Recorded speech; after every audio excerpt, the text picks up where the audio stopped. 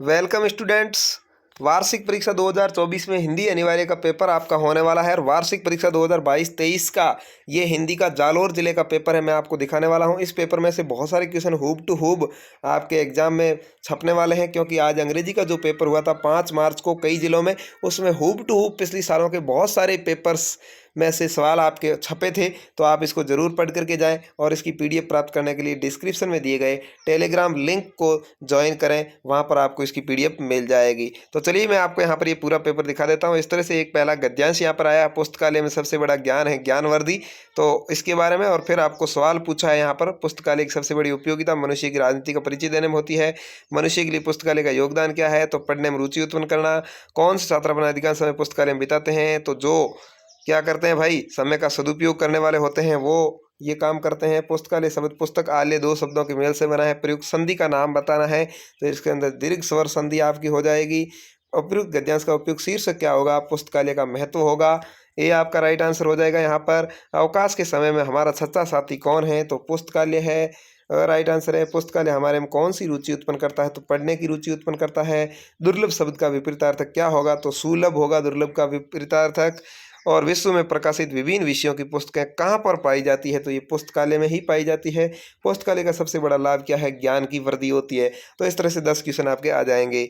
उसके बाद में वस्तुनिष्ठ क्वेश्चंस यहाँ पर इसमें से भी पूछे जाएंगे। आपको ये एक जो दिख रहा है पद्यांश होता है, रोना और मचल जाना भी क्या आनंद दिलाते हैं, बड़े बड़े मोती में जयमाला पहनाते हैं, मैं रोई माँ काम छोड़कर आई, मुझको उठा लिया, झाड़ू पोछा कर चूम चाम कर गीले गालों को सुखा लिया, दादा ने चंदा दिखलाया, नैन नीर सुख थमक उठे, धुली हुई मुस्कान देकर सबके चेहरे नमक चमक उठे, वह सुख का साम्राज्य छोड़कर मैं मतवाली बड़ी हुई, लुटी हुई कुछ ठगी हुई सी दौड़ द्वार पर खड़ी हुई। ये एक बेटी के बारे में कहानी है। तो रोना और मचल जाना क्या दिलाता है भाई, आनंद दिलाता है। क्या दिलाता है, आनंद दिलाता है। जयमाला किसकी बनी होती है, तो ये फूलों की बनी होती है।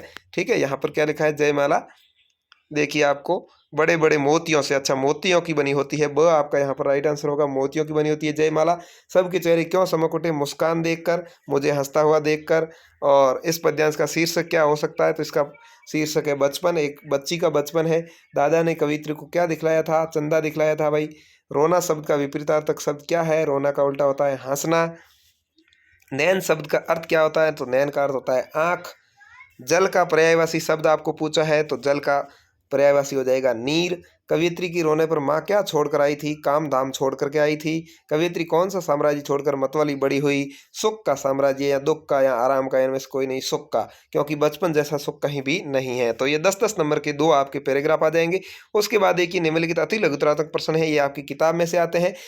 प्रत्येक जिला जो सम्मान परीक्षा पेपर करवाते हैं वो अधिकतर पेपर एक जैसे ही छापते हैं, तो आप जरूर इन पेपर को देख रहे हैं तो पूरा देखें और अपने दोस्तों तक शेयर करें, जिससे आपके साथ में पढ़ने वाले स्टूडेंट भी अच्छे नंबर ला सके। खानदानी नाना बाई से क्या अभिप्राय है, भूली कौन था, लॉर्ड कर्जन भारत में किस पद पर थे, ठीक है, तो वायसराय थे।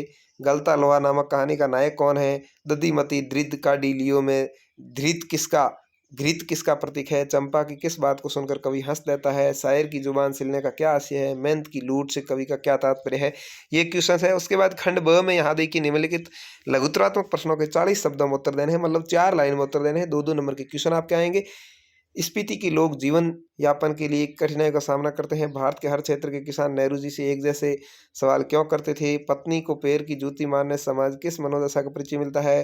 कवियत्री ने ईश्वर से भीख मंगवाने की प्रार्थना क्यों की थी। तो ये आपके क्वेश्चन पूछे हैं। उसके बाद देखिए निम्नलिखित 4 लघुतरात्मक प्रश्नों में से किन्हीं 3 के उत्तर आपको देने हैं। यहाँ 4 में से 3 आपको करने होंगे। राजस्थान में कुइया क्यों बनाई जाती है। आस पड़ोस के लोग बेबी को किस प्रकार परेशान किया करते थे। भारतीय कक्षाएं पाठ के लेखक ने हिंदुस्तानी कला की आदि कहानी किसे और क्यों कहा है। नूर जहां और लता के गायन में क्या प्रमुख भेद था।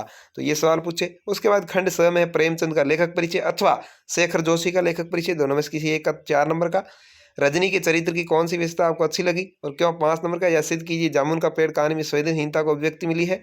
कबीर एक समाज सुधारक थे, उदाहरण देकर इस कथन को सिद्ध करना है। अथवा मीरा के पद हिंदी साहित्य में अत्यंत लोकप्रिय है, इनकी लोकप्रियता का कारण बताना है। भारतीय संगीत कला का संक्षिप्त परिचय देना है, 6 नंबर का। अथवा में भी आया है, बेली की जिंदगी में तातुस का परिवार न आया होता तो उसका जीवन कैसा होता, कल्पना करें और लिखें। उसके बाद देखिए आपको दूसरा क्वेश्चन मिला है, गद्यांश की सप्रसंग व्याख्या करनी है। ये गद्यांश है, कौन से पार्ट में से लेखक कौन है और इसमें क्या कहा गया है, ये 5 नंबर का क्वेश्चन है। अथवा हम आप चाहें तो इसका भी लिख सकते हैं। अगला क्वेश्चन है, निम्नलिखित पद्यांश की सप्रसंग व्याख्या करनी। ये पद्यांश कौन से पार्ट में से, इसके लेखक कौन है, ये प्रसंग लिखना है और फिर इसका अर्थ लिखना है, और या ये दोनों में से कोई एक करना है। 5 नंबर का क्वेश्चन मिल जाएगा। उसके बाद खंड 2 है, फीचर क्या है, फीचर की प्रमुख विशेषता लिखो। तो फीचर आपको जरूर प्लान कर लेना है, 5 नंबर का क्वेश्चन हर पेपर में आपके जरूर आएगा। विद्यालय में आयोजित खेलकूद प्रतियोगिता एक प्रतिवेदन लिखना आप सीख लेना, 3 नंबर का क्वेश्चन आया है। जिला शिक्षा अधिकारी जालोर की ओर से सचिव माध्यमिक शिक्षा बोर्ड राजस्थान अजमेर का राजकीय उच्च माध्यमिक विद्यालय पादरेली जालोर में बोर्ड परीक्षा केंद्र की स्वीकृति हेतु कार्यालय पत्र लिखना है, 7 नंबर का। तो आप कार्यालय पत्र लिखना जरूर सीख लें।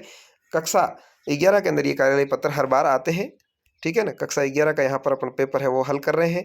उसके बाद में आगे बढ़ते हैं। अगला है, निम्नलिखित विषयों में से किसी एक पर सार गर्भित निबंध आपको लिखना है, 10 नंबर का क्वेश्चन आएगा।